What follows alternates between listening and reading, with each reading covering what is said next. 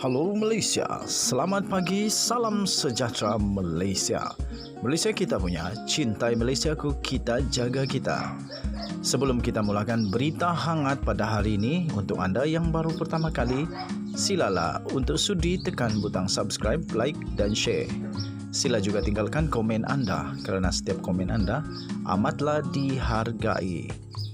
Berita hangat hari ini daripada channel ini, Denyut nadi suara rakyat bergema terus-menerus di dalam channel ini. Setiap hari kita membawakan berita-berita terbaru yang pastinya dinantikan oleh seluruh rakyat Malaysia. Kita akan mulakan berita kita. 1, 2, 3. Berita mula sekarang. Salam sejahtera Malaysia. Berita terkini tentang Najib Razak yang berada dalam keadaan kesihatan yang tidak menentu. Terkini, tuan-tuan dan puan-puan yang dihormati, berita yang amat mengejutkan. Datuk Seri Najib Razak ternyata memang amat benar-benar dalam tahap yang genting.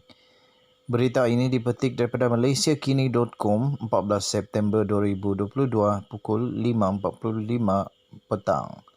Ubatan generik tak berkesan, turunkan tekanan darah Najib.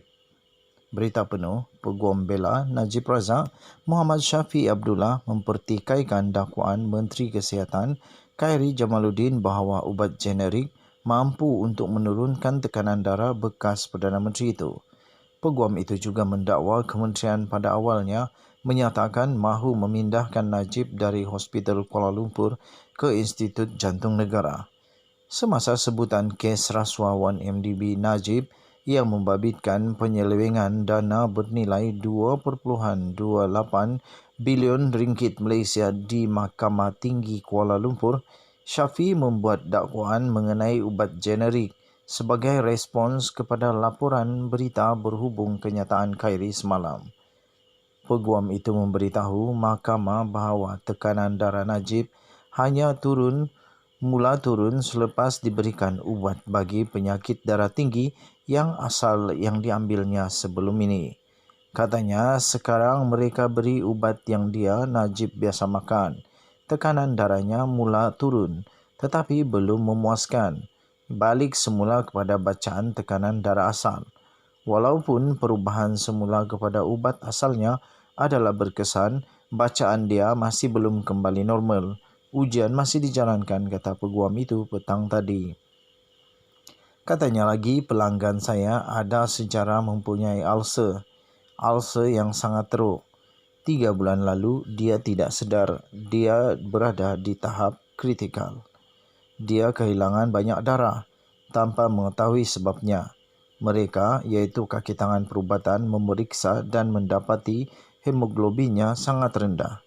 Tambahnya lagi, dia mungkin diserang stroke. Tetapi mereka berjaya mengawal keadaan dan dia kembali normal. Tetapi baru-baru ini dia mengadu sakit di bahagian perut dan doktor menemui ulcer. Apabila disentuh, ia berdarah. Oleh itu, dia sedang diuji untuk memastikan tekanan darah tiada kaitan dengan itu, melainkan ada kesan berpunca daripada ubatan generik. Walaupun ubatnya sama, satu adalah yang asal, manakala satu lagi generik, bukan. Bertentangan dengan apa yang dilaporkan dengan media, ubatan generik sebenarnya boleh tidak berkesan seperti ubatan asal, dakwa Syafiq. Sehubungan itu, Peguam Bela berkenaan memohon mahkamah untuk melapangkan tarikh perbicaraan yang dijadualkan esok kerana Najib masih lagi dirawat di Hospital Kuala Lumpur. Hakim perbicaraan Colin Lawrence Sikora kemudian membenarkannya dan menetapkan prosiding bersambung semula pada 26 September. Semalam, sebagai menjawab dakwaan anak tertuduh Noriana Najwa, Khairy Jamaluddin menafikan bahawa ubatan Najib telah ditukar, tetapi sebaliknya menjelaskan tertuduh diberi ubat generik setara, sambil menambah bekas Perdana Menteri itu berada dalam keadaan stabil di Hospital Kuala Lumpur. Menteri itu juga berkata, tertuduh tidak pernah dipindahkan dari HKL ke IJN. Ketika ditemui media selepas prosiding hari ini, Peguam Bela itu berkata, Najib bukan dirinya yang biasa ceria ketika ditemui di hospital Kuala Lumpur. Dia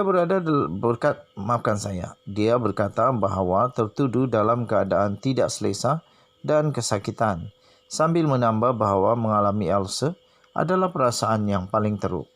Berhubung kenyataan Khairi bahawa tidak perlu menghantar Najib ke IJN, Syafi berkata bahawa mereka pada mulanya diberitahu oleh Kementerian Kesihatan bahawa tertuduh akan dihantar ke sana. Peguam itu berkata, jika masalah kesihatan anak guamnya itu benar-benar serius, Najib perlu berjumpa pakar. Katanya, saya tidak fikir dia Khairi betul. Dia harus baca akta penjara, kata Syafi kepada pemberita. Najib dibicarakan atas 4 pertuduhan salah guna kuasa dan 21 pertuduhan pengubahan wang haram membabitkan 2.28 bilion daripada 1MDB.